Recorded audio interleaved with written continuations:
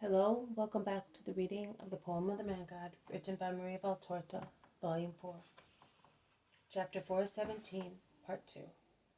In a little village of the Decapolis, Parable of the Sculptor. There is a relative of mine here, deaf and dumb from birth. He is quick-witted, but he cannot do anything. Cure him, Jesus, says the boatman. Take me to him. They enter a small kitchen garden, at the end of which there is a young man, about 30 years old, who is drawing water from a well and pouring it on vegetables. As he is deaf and with his back turned, he does not notice what is happening, and he calmly goes on with his work, notwithstanding that the shouts of the crowd are so loud as to frighten the doves on the roofs. The boatman goes towards him, takes him by the arm, and leads him to Jesus. Jesus stands in front of the unhappy fellow, very close to him, body against body, so that with his tongue he touches the tongue of the dumb man, who is standing with his mouth open, and with his middle fingers in the ears of the deaf mute. He prays for a moment, with his eyes raised to the sky. He then says, "Be opened," and removing his fingers, he steps aside. "Who are you who have loosened my tongue and ears?" shouts the man cured miraculously. Jesus makes a gesture and tries to proceed, going out from the rear of the house. But both the cured man and the boatman hold him back, one saying, "He is Jesus of Nazareth, the Messiah," and the other exclaiming, "Oh, stay that I may worship you." "Worship the Most High God and be always faithful to him. Go. Do not waste time in useless words, and do not turn the miracle into a human pastime. Make use of your tongue to do good, and listen to the voices of the Creator Spirit, who loves and blesses you with your heart, rather than with ears." Of course, it is quite useless to tell a man who is so happy not to talk of his happiness. The cured man makes up for so many years of mutism and deafness by speaking to all the people present. The boatman insists on Jesus entering his house to rest and take some refreshments. He feels that he is the maker of all the respect surrounding Jesus and is proud of it. He wants his right to be acknowledged. "But I am the notable elder of the village," says an old, imposing man. "But if I had not been there with my boats, you would not have seen Jesus," replies the boatman. And Peter, who is always frank and impulsive, says, "Actually, if I had not told you a little thing, the boats." Jesus interferes providentially, making everybody happy. "Let us go near the river while waiting for our food there, and let it be frugal and sparing, because food is to serve the body and not be the aim of the body. I will evangelize. Anyone wishing to hear me or ask me questions may come with me." I can say that the entire village follows him. Jesus gets into a boat beached on the gravel bed, and from that improvised pulpit he speaks to his listeners, who are sat in front of him in a semicircle, on the bank and among the trees. He takes as a starting point the question asked by a man, "Master, our law seems to point out, as struck by God, those who were born wretched. In fact, he forbids them to serve at the altar. How can they be guilty? Would it not be fair to consider guilty their parents who give birth to wretched sons, mothers in particular? And how are we to behave with those born unfortunate? Listen. A great, perfect sculptor one day carved a statue, and he made such a perfect job that he was pleased, and he said, 'I want the earth to be full of such marvels.' but by himself he could not cope with such a task. He therefore called other people to help him and said to them, "On this model, make for me 1,000, 10,000 statues equally perfect. I will then give them the final touch, instilling expression into their features." But his assistants were not capable of so much, because besides being much inferior to their master in skill, they had become somewhat intoxicated, eating of a fruit, the juice of which brings about delirium and dullness. The sculptor then gave them some molds and said, "Mold the material in them. It will be a perfect work, and I will complete it, enlivening it with the final touch." And the assistants sat down to work. But the sculptor had a great enemy, a personal enemy, and the enemy of his assistants. And he tried with every means to make the sculptor cut a poor figure and rouse disagreement between him and his assistants. Thus he attacked their work with his cunning, altering the material to be poured into the molds, or reducing the fire, or praising the assistants exaggeratedly. It thus happened that the ruler of the world, in an effort to prevent as far as possible the work from going out in imperfect copies, imposed heavy sanctions on those models issued in an imperfect state.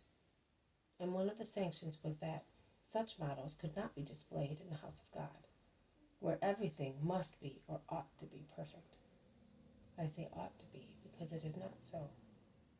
Even if appearances are good, facts are not so.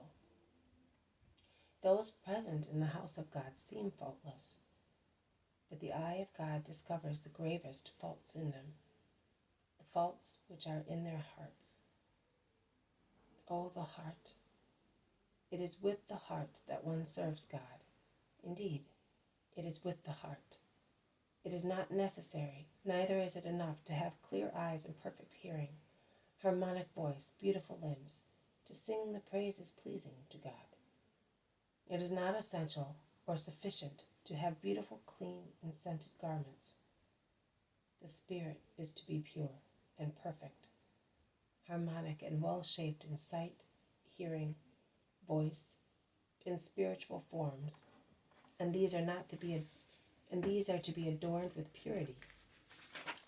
That is, the beautiful, clean dress scented with charity.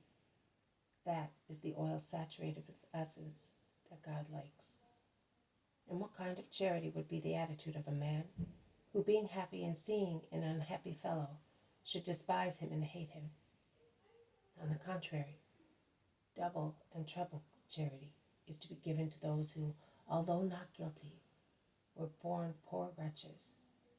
Wretchedness is a pain that gives merit to those who bear it, and to those who, united with the victims, suffer, seeing them bear it out of love of relationship. And perhaps they strike their chests thinking, "I am the cause of such pain through my vices." And it must never become the cause of spiritual fault in those who see it. It becomes a fault if it becomes anti-charity. So I say to you, never be without charity towards your neighbor. Was he born a poor wretch? Love him because he endures a great pain. Did he become unhappy through his own fault? Love him because his fault has already become a punishment. Is he the parent of a wretch born such, or who became such? Love him because there is no deeper sorrow than the grief of a parent struck in his child. Is it a mother who has given birth to a monster? Love her because she is literally crushed by such grief, which she considers the most inhuman.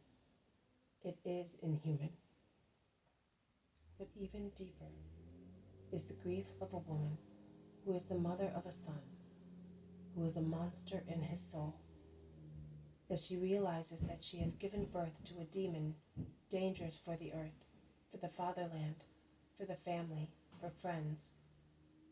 Oh, the poor mother of a cruel, vile son, of a murderer, of a traitor, of a thief, of a corrupt man, dare not even raise her forehead, say to you, love those mothers also, the most unhappy ones, those who in history will be known as the mothers of murderers, of traitors. Everywhere, the earth has heard the weeping of mothers whose hearts were broken because of the cruel death of their sons. From Eve onwards, how many mothers have felt their bowels being lacerated more painfully than in labor?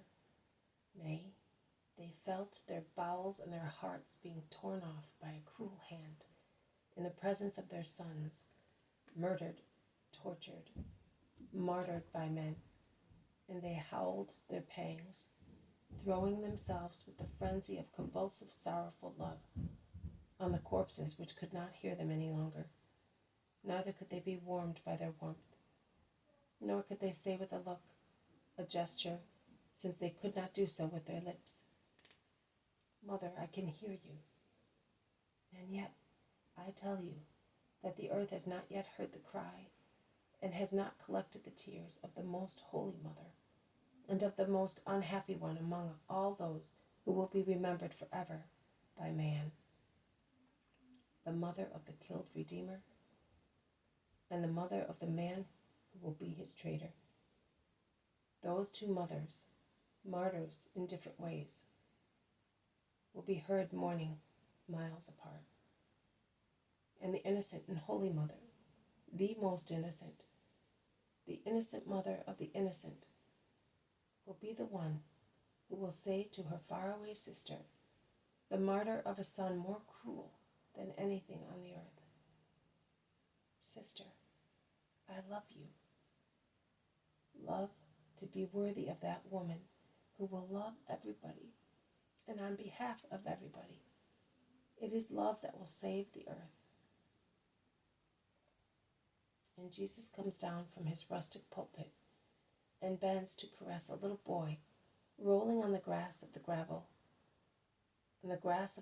bed, half naked in his little shirt. After so many sublime words from a master, it is pleasant to see him thus, taking interest in a child, like a common man, and then breaking the bread, offering it round, and handing it to those close to him, sitting and eating like every man, while he certainly already hears in his heart the cry of his mother, and sees Judas beside him. Such control over his feelings impresses me, who am so impulsive, more than many other things. It is a continual lesson to me. Those present, instead, seem to be really fascinated. They are pensive and silent while eating, and they look with veneration at the kind master of love. This has been a reading from the poem of the Man God, written by Maria Valtorta, Volume 4, Chapter 417, Part 2. In a little village of the Decapolis, Parable of the Sculptor. Thank you for listening. I will see you tomorrow. May God bless you, and may peace be with you.